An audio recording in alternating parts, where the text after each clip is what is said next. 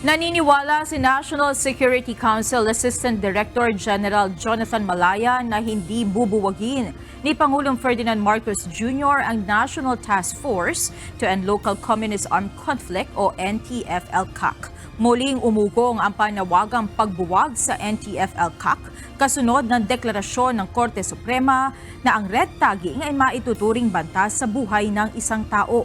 Imbis na buwagin, sinabi ng NSC official na nais pa umano ng Pangulo na makakuha ng karagdagang suporta mula sa NTF-ELCAC upang masupo ang terorismo sa bansa. They're imagining things kung sa tingin nila ang Pangulo ay mag-i-abolish ang NTF-ELCAC. Because unang-una, alam naman natin na during the last NTF-ELCAC meeting in Malacanang, napakaliwanag ng sinabi ng Pangulo na he is happy with the accomplishments of the NTF-ELCAC. Pangalawa, yung amnesty program ay kanyang pinapa-implement na sa NTF-ELCAC para yung mga bumababa mula sa bundok ay mabigyan na ng amnesty at tulong mula sa pamahalaan.